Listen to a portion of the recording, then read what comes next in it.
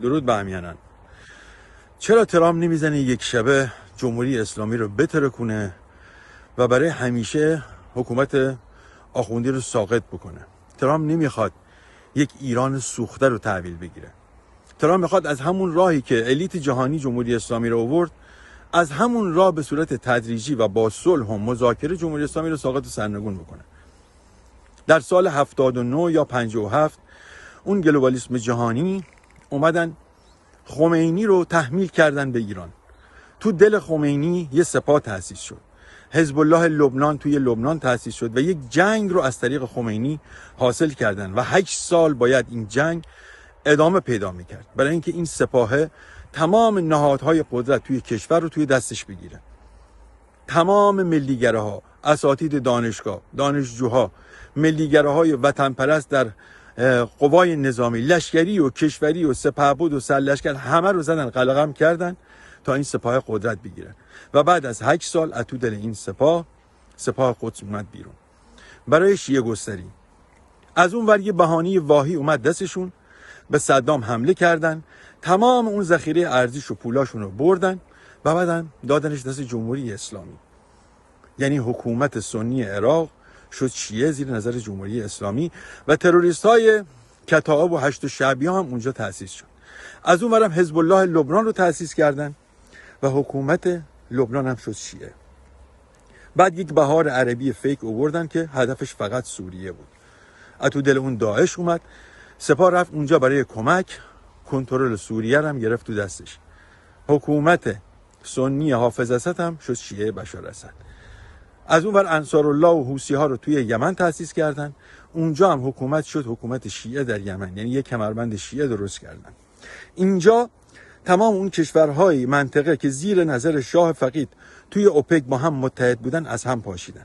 شاه یه اوپک تشکیل داده بود برای اینکه در مقابل اونا قرار بگیره، تمام ثروت ما توی منطقه خودمون باقی بمونه. اما اینا اینو بر نمیتابوندن. شاه با قوانین خودشون داشت مقابله میکرد با اینا. اومدن خمینی رو تحمیل کردن و این کمربند شیعه رو به وجود آوردن. یعنی تمام اون کشورها که سنی بودن شد شیعه، یک طرفش هم شدن شیخ نشین های امارات و عربستان و کویت و قطر و عمان و اردن و اینجا اختلاف افتاد بین همه و اینجا بود که ما رو تحریم کردن و نفت ارزون و معادنمون رو زیر قیمت جهانی بردن و همینطور از کشورهای شیخ نشین هم اومدن ارزون بردن، چون اگه اونا نمیفروختن از ما میخریدن. یعنی بازی برد برای خودشون. و از اون طرف یه ایران هراسی تو منطقه به وجود آوردن. اون شیخ نشین ها هم تمام پولی که از نفت به دست می آوردن بردن تو سیستم بانکداری اونا، تو فدرال رزرو آمریکا و لندن، اونجا سیوش کردن و هر وقت هم که بخوان با یه انقلاب فیک، با یه جنگ، تمام این پولا رو میکشن بالا.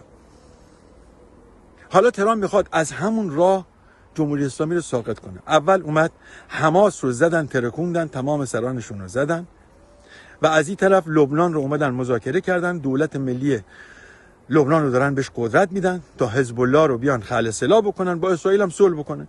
از اون طرف هم سوریه رو دادن دست جولانی به صورت یک دولت موقت فعلا. بعدن حالا رفراندوم میذارن، یه دولت جدید میاد. از طرف دیگه هم اومدن با عراق مذاکره کردن، داره پاکسازی میکنن عراق رو از دستای جمهوری اسلامی. کتائب ها و هشت شعبیه و تمام گروه های نیابتی مسلح جمهوری اسلامی رو دارن خلقم میکنن و از طرفی هم اومدن عربستان و امارات رو و دولت ملی مثلا یمن رو مسلح کردن بر علیه حوثی‌ها و انصارالله.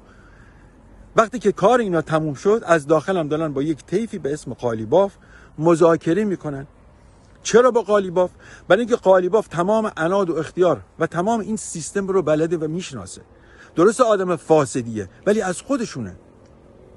دستگاه‌های امنیتی، سیستم‌های امنیتی و اطلاعاتی، تمام فسادهای مالی، دزدی‌ها، سیستم بانک مرکزی، هولدینگ‌ها، جنایت‌هایی که کردن، تمام نیابتی‌ها و هزینه‌هایی که کردن رو قالیباف میدونه. از رأس تا ذیل همه رو بلده.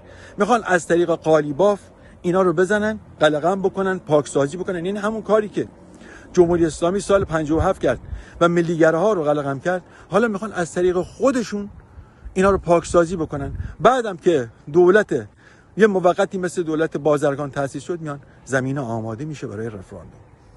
اون موقع اون کسی رو که مردم میخوان انتخاب میکنن. و شاید آمریکا بیاد اصلا سفارت بزنه تو ایران، سفارتشو باز بکنه. اون موقع دیگه نمیتونن دوشکا بیارن تو خیابون مردمو بزنن. آمریکا اونجاست. زندانی سیاسی نخواهیم داشت. آمریکا اونجاست. رسانه ها آزادن، نمیتونن بزنن همه رو ببندن و بگیرن. آمریکا اونجاست.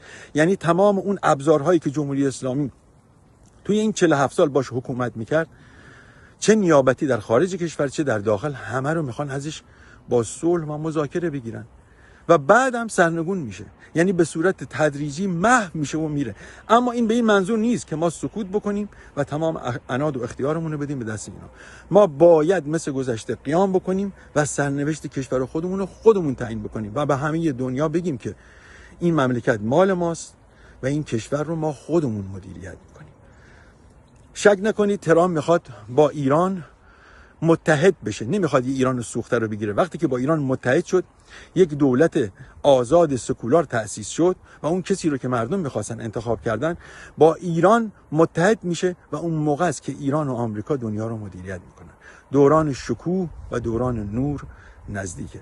پاینده ایران، پایدار ایرانی.